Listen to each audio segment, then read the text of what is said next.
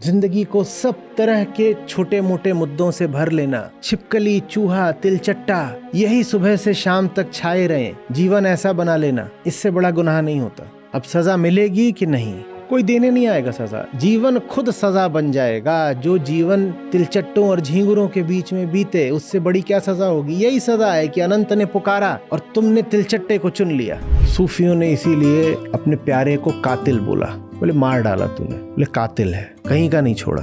जो कत्ल हो जाने को तैयार हो, सत्य उसके लिए है। जो कहे कि आप क्यों तकलीफ करते हैं, खंजर भी हम ही दिए देते हैं, ये लीजिए, सत्य उसके लिए है। एक बार एक खरगोश बड़ी तेजी से दौड़ा जा रहा था, उसके साथ 5-10 और उसके पीछे पीछे। तो पहले उनको हिरणों ने रोका। बोले क्या बात, कहाँ जा रहे हो, क्या हो गया। बोले आसमान गिर रहा है, भागो, बचना है तो किसी सुरक्षित जगह शरण ले लो, आसमान गिर रहा है। हिरण भी उनके साथ भाग लिए। वो आगे बढ़े तो पहले उनको नीलगाय मिली, फिर गैंडे वगैरह मिले, माने एक के बाद एक बड़े जानवर। सबने पूछा कहाँ भागे जा रहे खरगोश। जो सबसे आगे वाला था बदहवास, बोला मैं बताता हूँ, आसमान गिर रहा है, तुम्हें भी बचना है तो भाग लो। अंत में मिला गजराज। तो खरगोश ने कोशिश की कि हाथी को ही भगा ले, पर हाथी थोड़ा उद्दंड था, उसने डपट दिया जोर से। बोला गिरेगा तो सबसे पहले मेरे ऊपर गिरेगा ना, तो मैं देख लूंगा, पहले बता कैसे गिर रहा है। बोला उधर मैं पेड़ के नीचे था, घास चर रहा था, तभी वहां गिरना शुरू हुआ। तो गजराज बोला चल दिखा। बोला नहीं जाऊंगा, उधर ही तो गिर रहा है। तो उसने सूंड उठा के एक लगाया खरगोश को। खरगोश बोला अच्छा दिखा रहा हूं। तो उसको लेके जाता है। एक पेड़ था, बोलता यहीं गिर रहा था। हाथी सोचता है क्या है, और तभी एक फल गिरता है, धप, और खरगोश एकदम उछल जाता है जमीन से। बोला गिरा रे, भागो।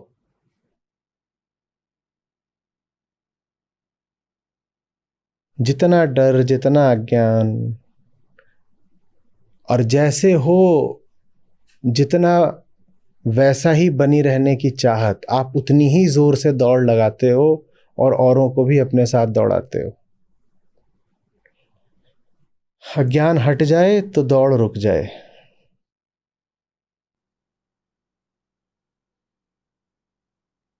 तो दोनों तरीके से कहा जाता है।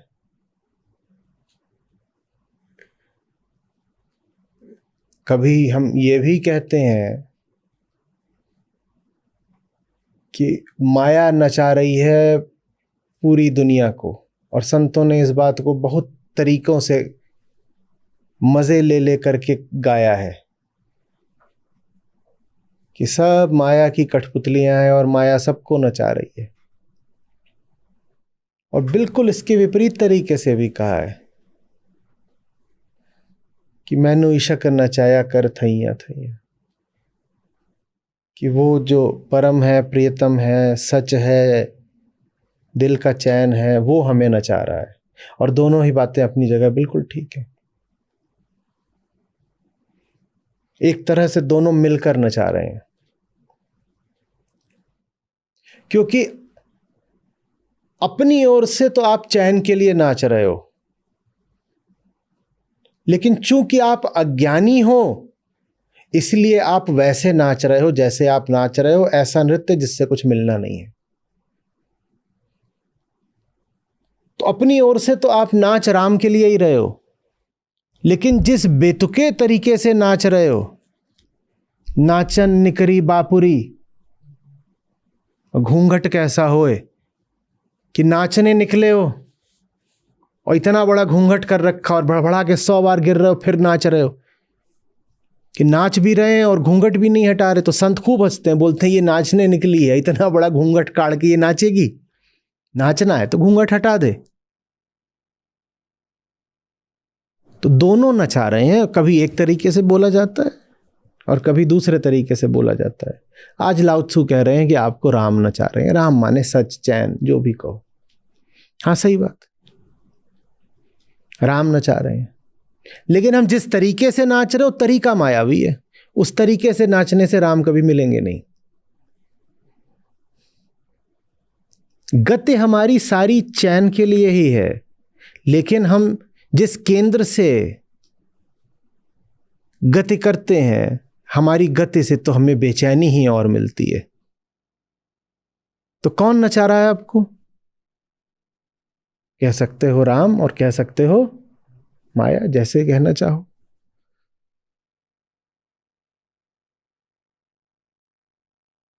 वह सदा तुम्हारे भीतर है, तुम उसका जैसा चाहो प्रयोग कर सकते हो। वही एक ही सदवस्तु है। वो किसी का जीवन प्रकाश से और अमृत से भर देती है, और एक अर्थ में वही है जो किसी को बर्बाद तबाह कर देती है।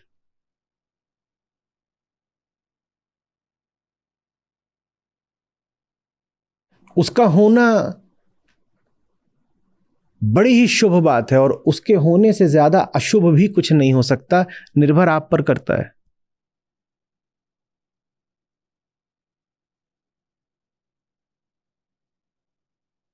सच्चाई की पुकार आपको ऊंचाई और शुद्धता से भर देती है। ये आप पर निर्भर करता है। पुकार आपने सुन ली, आप उठ जाओगे। और वही पुकार इतनी दुर्निवार होती है कि जो उससे बचना चाहे उसे गिरे से गिरी योजनाएं बनानी पड़ती हैं और नीचताएं दिखानी पड़ती हैं, क्योंकि जो बुलावा था वो था ही इतना प्यारा, इतना मादक, इतना सम्मोहक कि उसको ठुकराना मुश्किल था। तो उसको ठुकराने के लिए फिर 100 झूठ गढ़े, उसको ठुकराने के लिए अपने आप को 100 तरीके से गिरा दिया। इसीलिए सत्य दुनिया के सारे दुख का भी कारण है, और सत्य ही दुनिया के सारे आनंद का भी कारण है। पर सत्य स्वयं कुछ नहीं करता, वो तो अकर्ता होता है। ये कैसा अकर्ता है जो कारण है?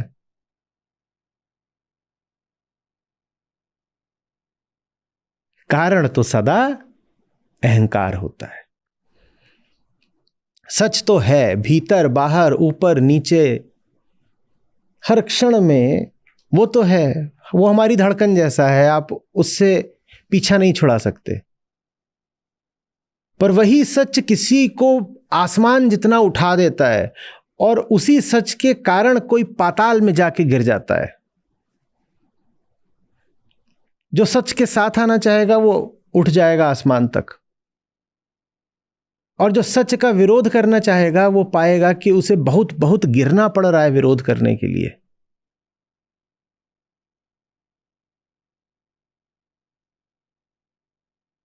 इससे भला तो यह होता कि सच जैसी कोई वस्तु जीवन में होती नहीं, फिर भी एक साधारण जीवन चलता रहता। पर सच की आहट आपके जीवन में आई और आपने उसकी उपेक्षा करनी चाहिए या विरोध करना चाहा, तो आप बर्बाद हो जाओगे। राम वियोगी ना जिए, और जिए तो बाउर होए। इससे अच्छा तो यह होता कि राम का नाम आपके जीवन में कभी आता ही नहीं। वो आया है तो अब 2 में से एक काम करके जाएगा, या तो आपको आकाश पर बिठा देगा या पाताल में गिरा देगा। और ये बड़ी रोचक बात रही है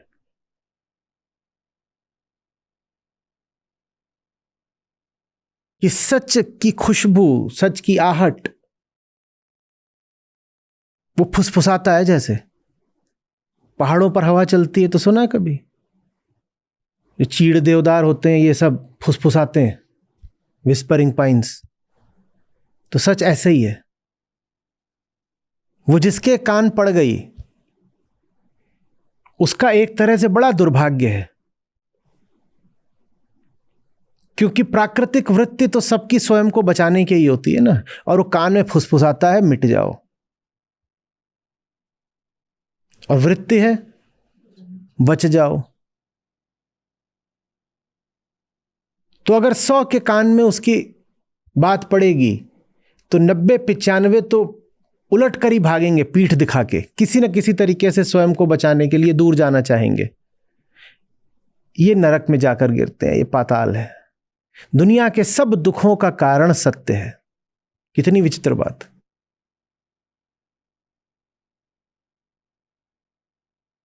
और 100 में से जो 2, 5, 10 उस मौन संगीत के प्रेम में पड़ जाएं, वो पाते हैं कि वो भी हवा हो गए, आसमान हो गए, मिट गए। पर उसके लिए कलेजा चाहिए मिटने का, नहीं तो यही होगा कि कान में बात पड़ी और पलट कर भागोगे, पलट कर भागोगे और जाकर सीधे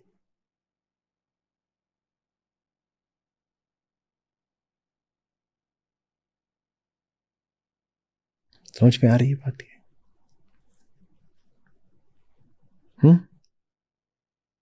वह सदा तुम्हारे भीतर है, लेकिन तुम जैसा चाहो उसका प्रयोग कर सकते हो। तुम चाहो तो वो तुम्हें आकाश बना दे, और तुम चाहो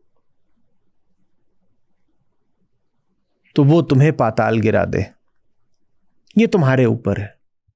और ज्यादा संभावना यही है कि सच के संपर्क में आओगे तो बर्बाद हो जाओगे। लोग आकाश नहीं होते, पाताल हो जाते हैं।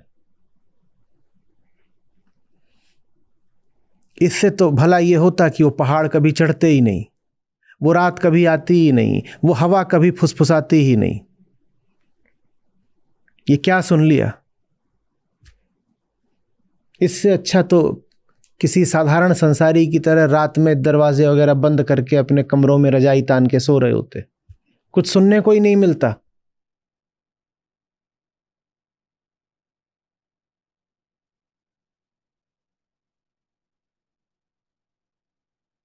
सूफियों ने इसीलिए अपने प्यारे को कातिल बोला, बोले मार डाला तूने,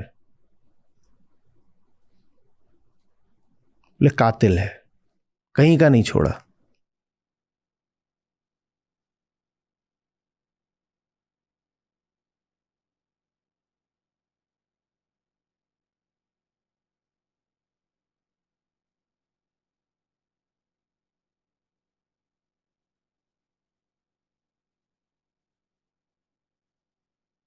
जो कत्ल हो जाने को तैयार हो, सत्य उसके लिए है।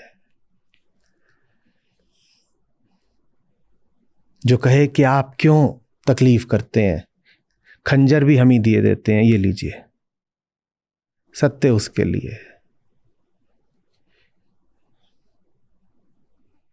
जिसको खरगोश के नाई अपना मुलायम जिस्म बचाना हो, वो तो फिर अंधाधुंध बस भागेगा। कहानी में तो आ गया था गज, नहीं भी आता। खरगोश भागते भागते जाके पता नहीं कौन सी खाई में गिरता।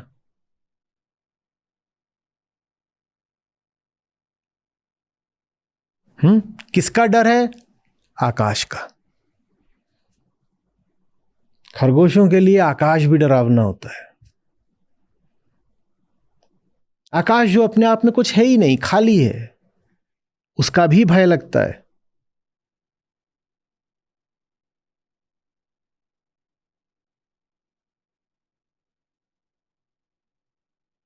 समझ में आ रही है? सच, राम, जो बोलो, वाहे गुरु, आत्मा, उसे दुर्निवार बोलते हैं। दुर्निवार माने जिससे बचा नहीं जा सकता। कितने मीठे मीठे तो गीत हैं कि तुम कहां से आ गए, कैसे फंसा लिया, मेरा भाग था जिस दिन तुमसे आंखें चार हुई थी।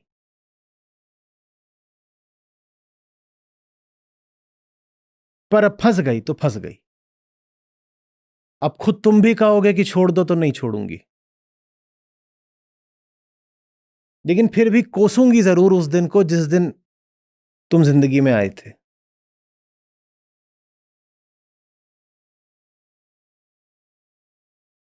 वो दुर्निवार है, वो तो आएगा, उसका कोई निवारण आप नहीं जुटा पाओगे, वो तो आएगा। अब उसके बाद क्या होगा ये आप पर है। वो तो आएगा और कहेगा मिट जाओ। आएगा माने भविष्य में नहीं, आएगा माने जैसे नियम में कि आना उसका तय है, प्रतिपल तय है। वो तो एक ही बात बोलता है, मिट जाओ। अब उसके बाद जो होगा वो आप जानो।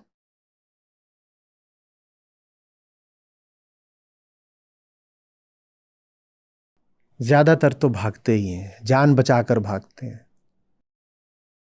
क्या हो गया, भूल ही जाते हैं कि जान है ही किसके लिए। जिसके लिए जान है वो जान जब सामने आ गया तो जान बचा के क्या करोगे। अब जो जान बचाओगे तो जान से हाथ धोओगे।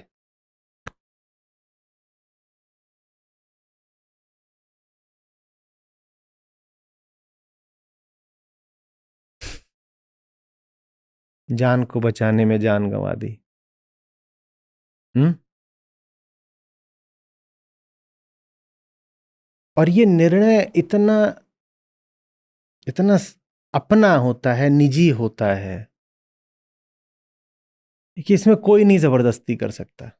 ये तो जैसे प्रेमियों के बीच की बात है, कोई तीसरा आकर उसमें बहुत हस्तक्षेप कर नहीं सकता है। ये तो आपको तय करना है कि उसने आपके कान में कहा है मिटो, तो आपको मिटना है कि नहीं मिटना है।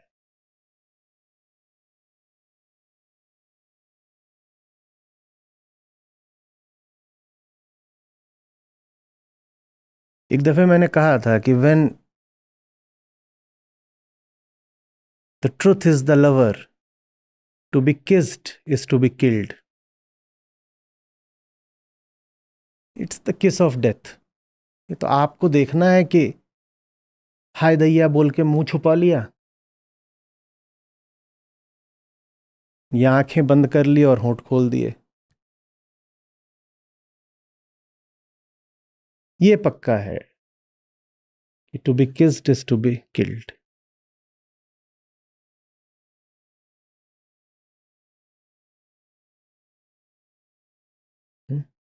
सच से ज्यादा बड़ी बदकिस्मती दूसरी नहीं होती। सच से ज्यादा बड़ा अभिशाप दूसरा नहीं होता। उसी से बचने के लिए तो हमने कितने नरक खड़े कर लिए अपने। वो ना होता तो इतने नरक भी न खड़े करते, पर अगर वो ना होता तो हम भी कहां खड़े होते। उसी की जमीन पे खड़े हैं, उसी की धड़कन पे खड़े हैं। खैर ये बात ज्यादा ज्ञान की हो गई। तो जो बात है व्यवहार की वो अच्छे से पकड़ लीजिए सूत्र की तरह। आपकी जिंदगी में जो भी नरक है वो सिर्फ इसलिए है क्योंकि आपने सच से बचने की कोशिश करी है। खोज लीजिएगा।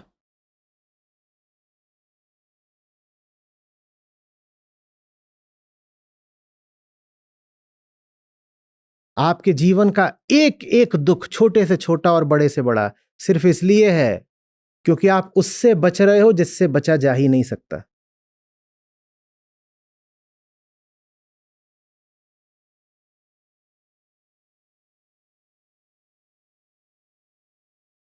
आप आसमान से बचने के लिए जमीन पर भाग रहे हो।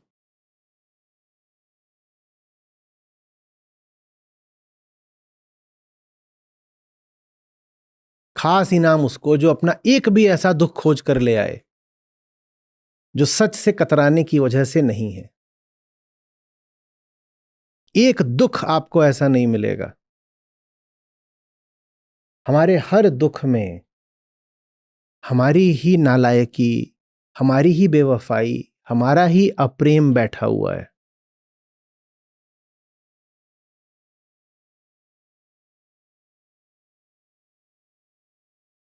न हो बेवफाई, न हो पाप, तो दुख नहीं आ सकता।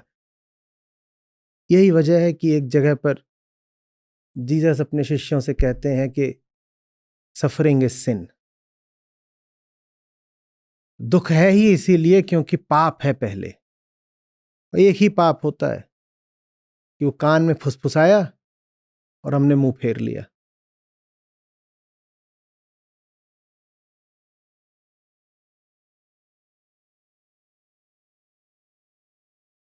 मुंह फेरना था स्वयं से, पर खुद को बचाने की ऐसी हवस कि अपने सौभाग्य से मुंह फेर लिया। जैसे कि कोई बीमारी को बचाने के लिए चिकित्सक से तौबा कर ले।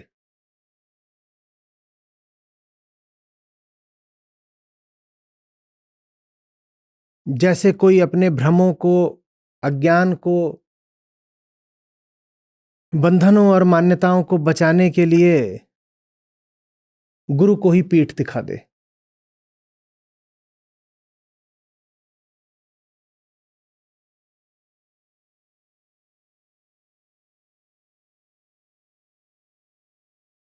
आप लिख रहे हो कुछ? यही मौका है, अभी लिख लो। ये बड़े लोग हैं, इनके किसी काम का नहीं है ये सब। ये सिर्फ सुन सकते हैं, अभी कुछ नहीं कर सकते। तुम्हारा ही मौका है। कोई कोई उतना बेधड़क चाहिए जो कह सके कि सूली ऊपर सेज पिया की, पर सोना उसी पर है।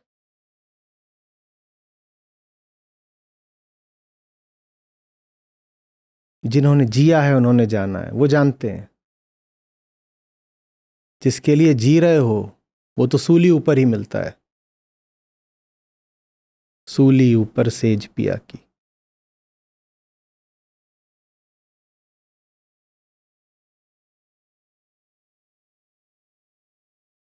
हम्म? समझ में आ रहा है क्यों कहते हैं मोहे मरण का चाव? वो वास्तव में कह रहे हैं आई लव यू टू। वो तो कान में आके क्या बोला? मर जाओ। तो इन्होंने क्या बोला? मोहे मरण का चाव। बोले आप क्या बताने आए हो मर जाओ, मुझे तो चाव है मरने का। ये उनका तरीका है कहने का। हाँ, उसने कहा प्रेम है, हमने कहा हमें भी। मोहे मरण का चाव। मोहे मरण का चाव माने मोहे सत्य से प्रेम।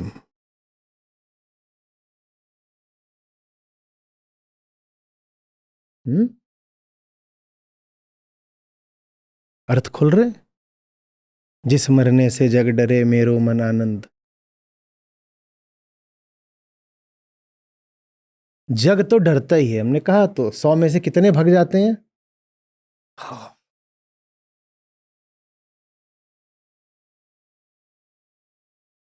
दो चार ही होते हैं जो कहते हैं आनंद आ गया तुमसे मिलके। बाकी तो कहते हैं भाग जुन्नू भाग और पीछे मुड़ के मत देखना।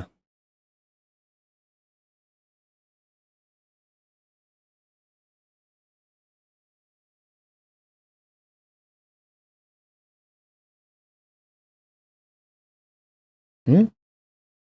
पीछे से फोन करे तो उठाना भी मत।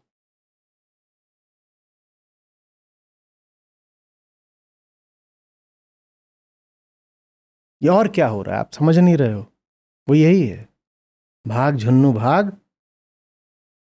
और ऐसा भागना कि फिर फोन भी मत उठाना।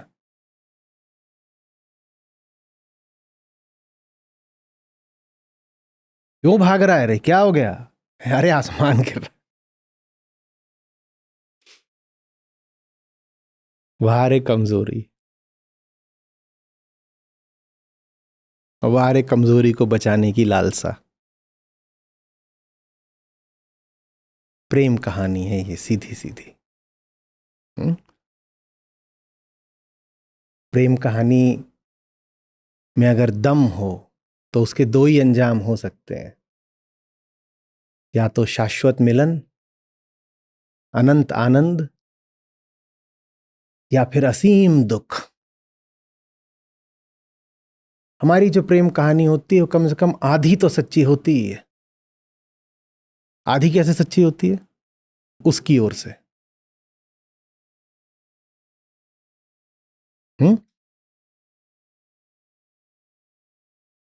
झुन्नू पीछे लगा था धनिया के।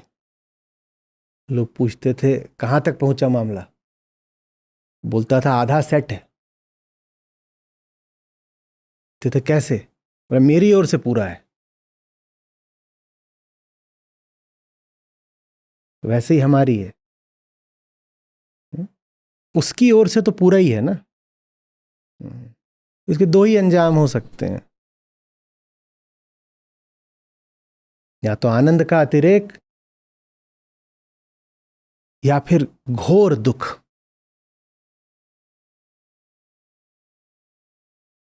आनंद का अतिरेक उनके लिए जिन्होंने हां कह दिया, और घोर दुख उनके लिए जिनके पास दूसरे किस्से थे, दूसरे अफसाने थे, दूसरे सरोकार थे, जो कभी कह ही नहीं पाए।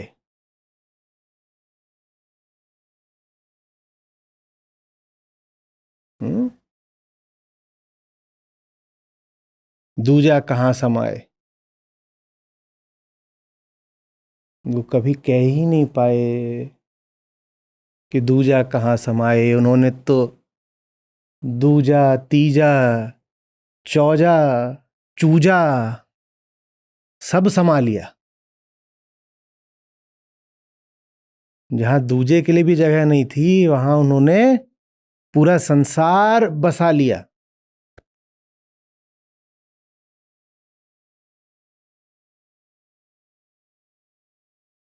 नतीजा दुख।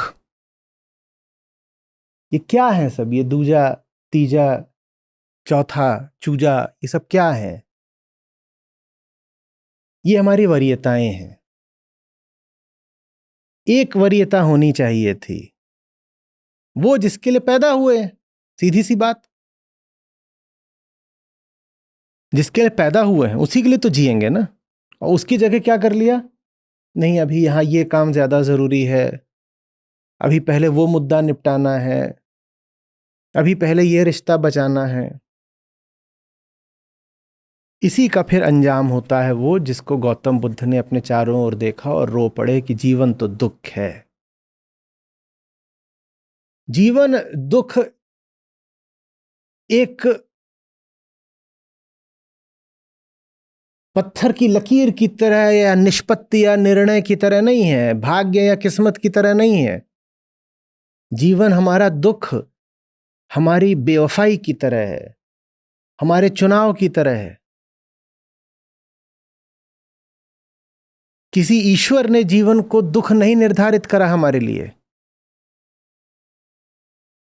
हमारी कमजोरी, हमारे गुनाहों और हमारी प्रेमहीनता ने हमारे जीवन को दुख बनाया।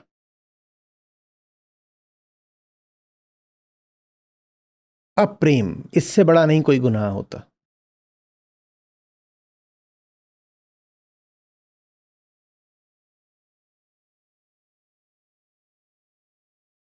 जिंदगी को सब तरह के छोटे मोटे मुद्दों से भर लेना, छिपकली, चूहा, तिलचट्टा,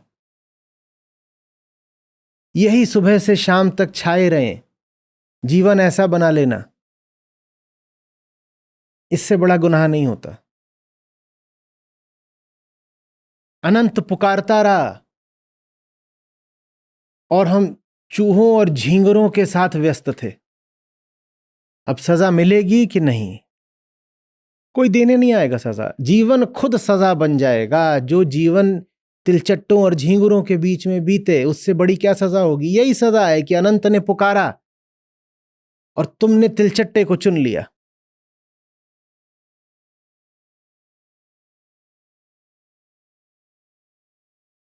तो सच से ज्यादा दुख कोई नहीं देता। संतों ने उलाहना में, ठिठोली में राम की खूब शिकायत करी है। बोले हम सब समझ गए हैं, तुम ही हो हमारी सारी दुर्दशा के कारण।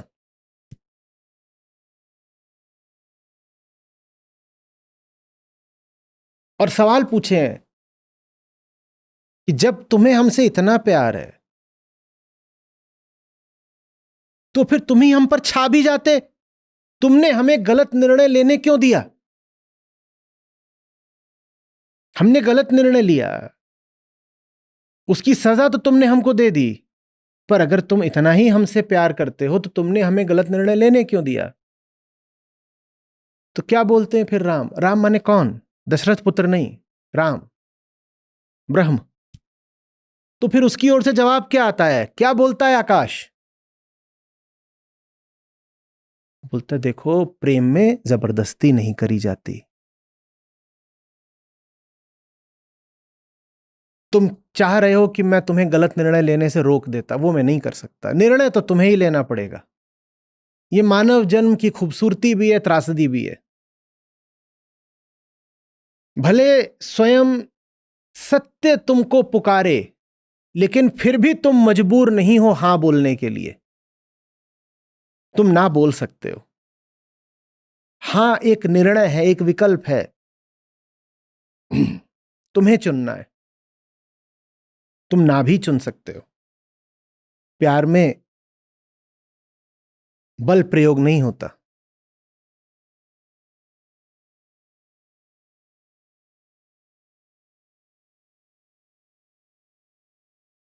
और तुम अपना दोष मेरे ऊपर रखना चाहते हो।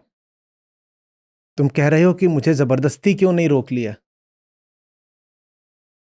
मैं जो कर सकता था मैंने सब किया। मेरा होना ही दुनिया का सबसे बड़ा आनंद है। मेरी हस्ती से बड़ा आकर्षण कोई हो सकता है? मेरा नाम है कृष्ण। मेरा होना ही सब कुछ है। जो मैं सर्वाधिक कर सकता था वो मैंने होकर ही कर दिया। तुम उसके बाद भी नहीं रुके, तुम इधर उधर भागे। बताओ मेरा दोष कैसे है? और तुम कह रहे हो कि मुझे कुछ अतिरिक्त करना चाहिए था तुम्हें रोकने के लिए। मैं क्या करता? मैं हूं, क्या ये पर्याप्त नहीं है? और जो मेरी हस्ती के प्रेम में नहीं पड़ गया वो मेरे शब्दों से क्या रुकेगा? समझ में आ रही?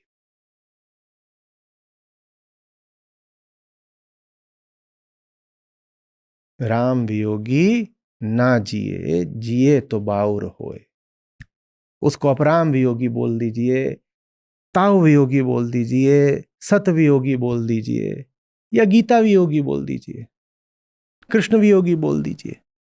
गीता वियोगी न जिए, जिए तो बाउर होए। इससे अच्छा तो यह होता कि गीता जीवन में आती नहीं, पर आ गई और छूटी। जिए तो बाउर होए।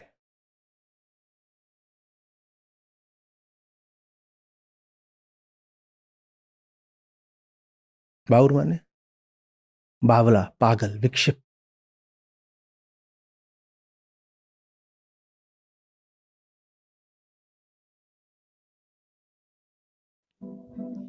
गगन मामा बाजिया पड़े निशाने घाव।